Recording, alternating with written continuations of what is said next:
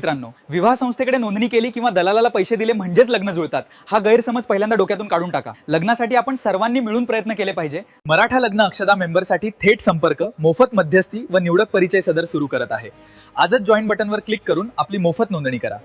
सर्वांना जय जिजाऊ. लग्नाच्या गोष्टीवर चर्चा करत असताना वेगवेगळ्या विषयावर आपण बोलण्याचा प्रयत्न करत असतो आणि हे बोलत असताना आपल्या ग्रामीण बोली भाषेमध्ये अनेक वाक्प्रचार रूढ आहेत आणि त्याच्यामध्ये असं म्हटलं जातं गावखेड्यामध्ये की जास्त गाळी पाणी पिलं तर तोंडात गाळ जाण्याची शक्यता असते. म्हणजे जास्त चौकशा केल्या किंवा जास्तीच्या अपेक्षा ठेवून हे बरं असलं तर याच्यापेक्षा अजून बरं सापडल, तर हे जर पाहत बसलं तर बऱ्याचदा अनेकांची त्याच्यामुळे फसवणूक होते किंवा सोप्या भाषेमध्ये त्यांच्या तोंडात गाळ जाण्याची शक्यता असते. अशी अनेक उदाहरणं तुमच्या आजूबाजूला असतात. गावखेड्यामध्ये अनेक काही स्थळं असतात आपल्या तुमच्या आमच्या आजूबाजूला, गोरगरीब घरच्या मुली असतात आणि मग ज्यावेळेस आपण त्यांच्याकडे एखाद्या लग्नाविषयी किंवा स्थळाविषयी बोलायला जातो किंवा यावर्षी करताय का मुलीचं लग्न, आमच्याकडे काही स्थळं होती, कारण ती सगळ्याकडेच असतात, कारण स्थळांची संख्या आता भरपूर आहे. मुलांची चांगली गुणी कर्तृत्ववान मुलगी असतात. मात्र अलीकडच्या काळामध्ये आपल्या तुमच्या आमच्या सगळ्यांच्याच मानसिकता थोड्याफार बदललेल्या आहेत की तुम्ही आम्ही सगळेजण जे काही मूल्यमापन आहे काही गोष्टींचं मोजमाप, तर ते सुखाचं मोजमाप म्हणता येईल, तर त्याला आपण ते पैशामध्ये करू लागलेलो आहोत. पैसा हा सगळ्यांसाठीच एक आवश्यकच नाही तर अत्यावश्यक बाब आहे.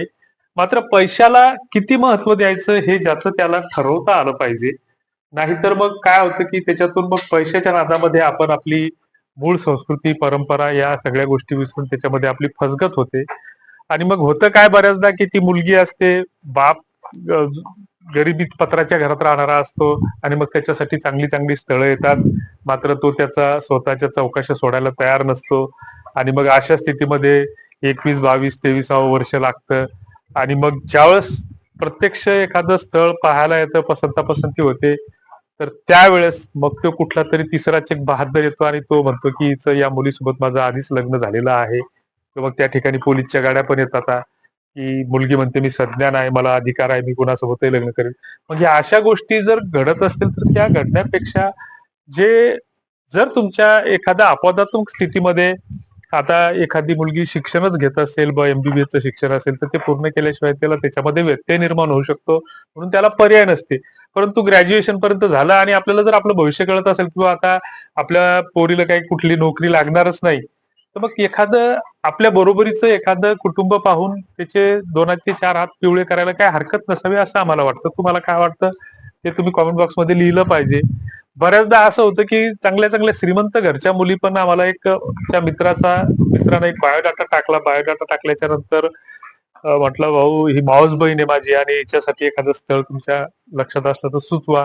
स्थळ त्यांना चांगलं पाहिजे होतं, कारण मुलगी जी होती तर ती एका माजी मंत्र्याच्या घरातली मुलगी, म्हणजे त्यांच्या भावकीतली, म्हणजे चुलत भावाचीच घरातलीच म्हणायला हरकत नाही. आणि मग एका स्थळाविषयी त्यांनी चौकशी केली. म्हटलं बस स्थळाकडे काय अशी जास्त प्रॉपर्टी नाही, काय नाही, सर्वसाधारण नाही, चालते म्हणत, कारण इकडे मुलीच्या बापाच्या घरी जळता जळत नाही. पण आम्ही ज्यावेळेस बायोडाटा बघितला तर मुलीचं वय 32 वर्षातच दिसलं.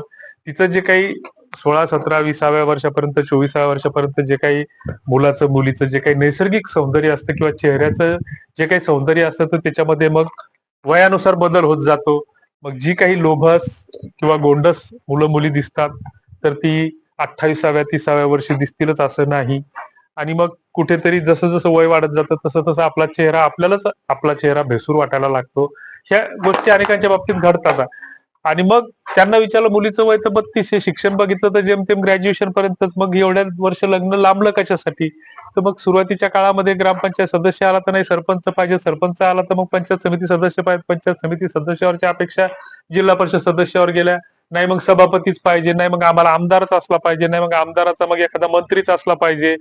अशा अपेक्षा ठेवत ठेवत ठेवत ठेवत हे वय 32 पर्यंत गेलं आणि नंतर मग शेवटी पुन्हा बॅक टू बेस यावं लागतं, पुन्हा रिव्हर्स यावं लागतं आणि मग पुन्हा त्या मुलीचं लग्न झालं वर्षानंतर, तर ते मग शेवटी मग इच्छा नसतानाही मग शेतकऱ्याच्याच घरी त्याला मुलीला द्यावं लागलं. अशा तुमच्या आजूबाजूला अनेक घटना घडत आहेत.